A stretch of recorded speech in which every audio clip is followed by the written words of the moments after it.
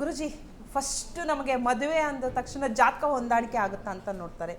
ಜಾತಕ ಹೊಂದಾಣಿಕೆಯಲ್ಲಿ ಗಂಡ ಹೆಂಡತಿಯ ಸಂಬಂಧ ಹೆಂಗಿರುತ್ತೆ ಅನ್ನೋದನ್ನ ನೋಡ್ತಾರೆ.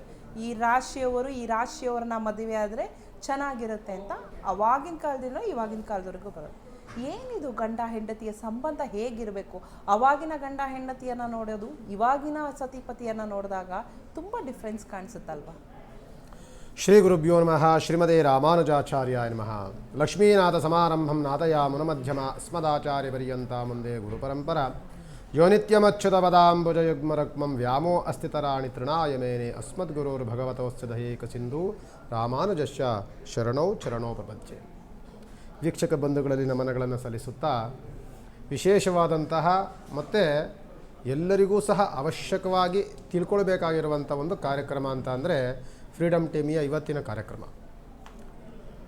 ಎಲ್ಲ ಈಗಿನ ಸಮಾಜದ ಈಗಿನ ಸ್ಥಿತಿಗತಿಗಳ ರೀತಿಯಲ್ಲಿ ನೋಡಿದಾಗ ನಮ್ಮ ಹತ್ರ ಸುಮಾರು ಜಾತಕಗಳು ಬರುತ್ತೆ.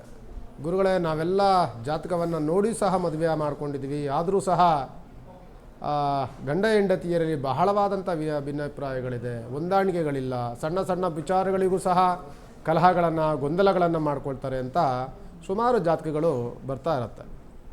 ಅದಕ್ಕೆ ದೊಡ್ಡವರು ಹೇಳಿದ್ದು ಋಣಾನುಬಂಧ ರೂಪೇಣ ಪಶುಪತ್ನಿ ಸುತಾಲಯ ಅಂತ. ಋಣಾನುಬಂಧ ಇದ್ದರೆ ಪಶು, ಪತ್ನಿ, ಸುತ, ಆಲಯ ಇವೆಲ್ಲವೂ ಸಿಗುತ್ತಂತೆ. ಅವೆಲ್ಲವೂ ಸಹ ಋಣಾನುಬಂಧ ರೂಪದಲ್ಲಿಯೇ ಬರುತ್ತೆ. ಅದಿಲ್ಲದೆ ನಾವು ಮಾಡಿಕೊಂಡಂತಹ ಏನು ಸಂಬಂಧಗಳಿದೆಯಲ್ಲ, ಅದು ಆಲ್ಮೋಸ್ಟು ಸಮಸ್ಯೆಗಳಿಗೋ ಗೊಂದಲಗಳಿಗೋ ಗೂಡಾಗುವಂಥ ಸಾಧ್ಯತೆಗಳು ಜಾತಕದಲ್ಲಿ ಬರುತ್ತೆ. ಆದರೂ ಸಹ ನಾನು ಹೇಳುವಂಥದ್ದು, ಈಗಿನ ಕಾಲಮಾನಗಳಲ್ಲಿ ದಾಂಪತ್ಯ ಜೀವನ ನಾವು ಹೇಗೆ ನಡೆಸಬೇಕು, ದಂಪತಿಗಳು ನಾವು ಹೇಗಿರಬೇಕು, ಅದರ ಅರ್ಥವನ್ನು ಅರಿತು ಬಾಳುವಂಥದ್ದು ಅತ್ಯಂತ ಅವಶ್ಯಕ. ಗಂಡ ಹೆಂಡತಿಯರಲ್ಲಿ ಸಾಮರಸ್ಯ ಇರಬೇಕು, ಹೊಂದಾಣಿಕೆಗಳಿರಬೇಕು. ಗಂಡ ಅಥವಾ ಹೆಂಡತಿ ಯಾರೇ ಏನೇ ಬಂದರೂ ಸಹ ಅದನ್ನು ತುಂಬ ಒಂದು ಫ್ರೆಂಡ್ಲಿ ಥರ ತೊಗೊಳ್ಬೇಕು. ಅದನ್ನೆಲ್ಲವೂ ಸಹ ಅದನ್ನು ಬಿಟ್ಟು ಸಣ್ಣ ಸಣ್ಣ ವಿಚಾರಗಳಿಗೂ ಸಹ ಗೊಂದಲ, ಮನಸ್ತಾಪ, ನಾನು ಗೆಲ್ಲಬೇಕು, ನಾನು ಹೇಳಿದ್ದೇ ಆಗಬೇಕು ಅನ್ನುವಂತಹ ಈ ರೀತಿಯಾದಂತಹ ಮನಸ್ಥಿತಿಯನ್ನು ಮೊದಲು ನಾವುಗಳು ಬಿಡಬೇಕು. ಅದನ್ನು ಬಿಟ್ಟಾಗಲೇ ಜೀವನದಲ್ಲಿ ಅತ್ಯಂತ ಖುಷಿಯಲ್ಲಿರ್ತೀವಿ. ಈಗಿನ ಸ್ಥಿತಿಗತಿಗಳಲ್ಲಿ ನೋಡಿ ಅತ್ಯಂತ ಬಡಸ್ತನ ಇರ್ತಾರೆ.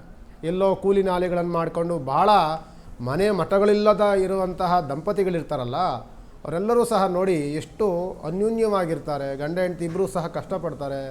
ಇವರೆಲ್ಲ ಇರುವಂತಹ ಈ ಮನಸ್ಥಿತಿ ನಮ್ಗಳಿಗೆ ಯಾಕಿಲ್ಲ? ಆ ಕಷ್ಟದ ಜೀವನದಲ್ಲೂ ಸಹ ಅತ್ಯಂತ ಸಂಭ್ರಮದಲ್ಲಿ, ಅತ್ಯಂತ ದಾಂಪತ್ಯ ಜೀವನ ಖುಷಿಯಲ್ಲಿ ಜೀವನ ಕಳೆಯುವಂಥ ಅಂಥವ್ರು ನೋಡಿದಾಗ ನಮಗೆಲ್ಲ ಅನುಕೂಲಗಳಿದ್ದರೂ ಸಹ ನಾವು ಯಾಕೆ ಆ ರೀತಿಯಲ್ಲಿ ಬದುಕೋದಕ್ಕೆ ಆಗೋದಿಲ್ಲ ಅಂತ ಅಂದರೆ, ಮೊದಲು ನಮ್ಗೆ ಬರುವಂಥದ್ದು ನಮ್ಮ ಈಗೋ, ನನ್ನತನ. ಮೊದಲು ನಾನು ಅನ್ನುವಂಥದ್ದನ್ನು ಫಸ್ಟ್ ಬಿಡಬೇಕು. ಅದ್ರಲ್ಲಿ ನಮ್ಮಲ್ಲಿ ಜಾಸ್ತಿ ತುಂಬಿಕೊಂಡಿದೆ. ನಾನು ಹೇಳ್ದಂಗೆ ಕೇಳಬೇಕು, ನಾನು ಹೇಳ್ದಂಗೆ ನಡ್ಕೊಳ್ಬೇಕು, ನಾನು ಹೇಳ್ದಂಗೆ ಏನೂ ಮಾಡಬಾರ್ದು, ಇವೆಲ್ಲವೂ ಸಹ ಕೆಲವಿದೆ. ಅದು ಸತಿ ಇರಲಿ ಅಥವಾ ಪತಿ ಇರಲಿ, ಹುಡುಗ ಇರಲಿ, ಯಾವುದೂ ಸಹ ಪ್ರತಿಯೊಂದು ಸಹ ಒಂದು ಕನ್ನಡಿಯ ರೀತಿಯಲ್ಲಿ ನಾವು ಬದುಕೋದಕ್ಕೆ ನಾವು ಫಸ್ಟು ಅನುವಾಗಬೇಕು. ಅದಿಲ್ಲದೆ ಸುಮ್ಮನೆ ಏನೋ ಮಾಡ್ಕೊಂಡು ಹೋಗ್ತೀವಿ. ಅದಕ್ಕೆ ನಾವು ಹೇಳುವಂಥದ್ದು ಈ ಮದುವೆ ಪಾಣಿಗ್ರಹಣ ಅಂತ ಹೇಳ್ತೀವಲ್ಲ, ಮದುವೆಯಲ್ಲಿ ನೀವೆಲ್ಲವೂ ಶಾಸ್ತ್ರಗಳು ಅದನ್ನೇ ಹೇಳುತ್ತೆ. ಪ್ರತಿಯೊಂದು ಸಹ ನೀವು ಸಪ್ತಪದಿ ಮಾಡ್ತೀರಿ, ಸಪ್ತಪದಿಯಲ್ಲೂ ಸಹ ಅದನ್ನೇ ಹೇಳುತ್ತೆ. ಮತ್ತು ಮೊದಲು ನಿಮ್ಗೆ ಹೇಳುವಂಥದ್ದೇ ಮಾತೃ ರೂಪದಲ್ಲಿ ನನಗಿರಬೇಕು, ನನ್ನ ಜೀವನದಲ್ಲಿ ಅನ್ನಮಯವಾಗಿ ಬಾ, ನನ್ನ ಜೀವನದಲ್ಲಿ ಮಾತೃರೂಪದಲ್ಲಿ ಬಾ, ನನ್ನ ಜೀವನದಲ್ಲಿ ಸಂತಾನ ಬೆಳಗುವಂಥ ರೀತಿಯಲ್ಲಿ ಬಾ, ಫ್ರೆಂಡ್ಲಿಯಲ್ಲಿ ಬಾ, ನನ್ನ ಜಾತಿಯಲ್ಲಿ ಸ್ನೇಹಮಯವಾಗಿ ಬಾ ಅಂತ ಇದೆಲ್ಲವೂ ಹೇಳ್ತಾ ಇರ್ತದೆ. ಇದೆಲ್ಲವೂ ಸಹ ಕೇಳಿಕೊಂಡು ಇದೆಲ್ಲವೂ ಪೂಜೆಗಳನ್ನು ಮಾಡಿಕೊಂಡು ದಂಪತಿ ಜೀವನಕ್ಕೆ ನಾವೆಲ್ಲವೂ ಕಾಲಿಟ್ಟು ಮತ್ತೆ ನಾವು ಅದನ್ನೆಲ್ಲವೂ ಮರೆತು ಮತ್ತೆ ನಾವೇನು ಯಾವ ರೀತಿಯಲ್ಲಿ ಬದುಕ್ತಿರ್ತೀವಿ ಅಂತ ಅಂದರೆ, ನಾನು ಹೇಳ್ದು ಕೇಳಲಿಲ್ಲ, ನಾನು ಹೇಳ್ದಾಗ ಮಾಡಲಿಲ್ಲ, ಈ ರೀತಿಯಲ್ಲಿ ಮೊದಲು ದಂಪತಿಗಳು ಹೇಗಿರಬೇಕು ಅಂತ ಅಂದರೆ, ಮದುವೆ ಆಗ ಬಂದ ತಕ್ಷಣವೇ ಆ ಕನ್ಯೆಗೆ ಕೆಲವು ಕಾಲಾವಕಾಶಗಳನ್ನು ಕೊಡಬೇಕು.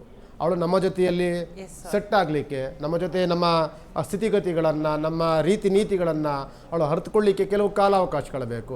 ಅದನಂತರದಲ್ಲಿ ಆ ಕನ್ಯೆಯೂ ಸಹ ಬಂದ ನಂತರದಲ್ಲಿ ತಂದೆ ತಾಯಿಗಳನ್ನು ಬಿಟ್ಟು ಬಂದಿದ್ದೀನಿ, ಇವರು ನನ್ನಂಥ ಮಾವನಾದಂಥವ್ರು ತಂದೆ ರೂಪದಲ್ಲಿ, ಅತ್ತೆ ಆದವರು ತಾಯಿ ರೂಪದಲ್ಲಿ, ಅಥವಾ ಮೈದರಿದ್ದರೆ ಅವರೆಲ್ಲರೂ ಸಹ ನಮ್ಮ ಅಣ್ಣ ತಮ್ಮ ರೂಪದಲ್ಲಿ ಅಂತ ಅವಳು ಸಹ ಭಾವನೆ ಮಾಡಿಕೊಂಡು ಮಾಂಗಲ್ಯ ಕಟ್ಟಿದಂತಹ ನನ್ನ ಪತಿಯೇ ನನಗೆ ಸರ್ವಸ್ವ ಅಂತ ಅರ್ಥಕೊಂಡ್ರೆ ಅವ್ರ ಜೀವನವೂ ಚೆನ್ನಾಗಿರುತ್ತೆ.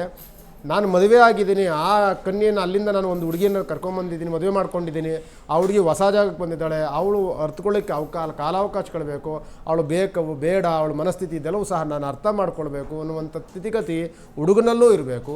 ಇವನ್ನೆಲ್ಲವೂ ಸಹ ಬಿಟ್ಟು ಆತುರದ ನಿರ್ಧಾರಗಳು, ಆತುರದ ಚಿಂತನೆಗಳು, ಈಗೋ ಪ್ರಾಬ್ಲಮ್ಗಳು ಇವೆಲ್ಲವೂ ಸಹ ಇದರಿಂದ ನಮ್ಮಲ್ಲಿ ಏನಾಗ್ಬಿಟ್ಟಿದೆ ಅಂತ ಅಂದರೆ ಎಲ್ಲವೂ ಸಹ ಮದುವೆ ಆದ ತಕ್ಷಣವೇ ಇಮ್ಮಿಡಿಯೇಟ್ಲಿ ಅಡ್ಜಸ್ಟ್ ಆಗಬೇಕು, ಮದುವೆ ಆದ ತಕ್ಷಣವೇ ಸಪ್ರೇಟ್ ಹೋಗಬೇಕು, ಮದುವೆ ಆದ ತಕ್ಷಣವೇ ನಾನು ಹೇಳ್ದಂಗೆ ಕೇಳಬೇಕು ಎನ್ನುವಂಥ ಸ್ಥಿತಿ ತುಂಬ ಆತುರದ ವಾತಾವರಣದಲ್ಲಿ ಎಲ್ಲವೂ ಸಹ ಕಲಸಿ ಒಂದು ರೀತಿಯಾದಂತಹ ಗೊಂದಲಮಯವಾಗಿರುವಂತಹ ಮನಸ್ಥಿತಿಯ ಸಂಸಾರಿಕ ಜೀವನಗಳು ಈಗ ನಡೀತಾ ಇದೆ.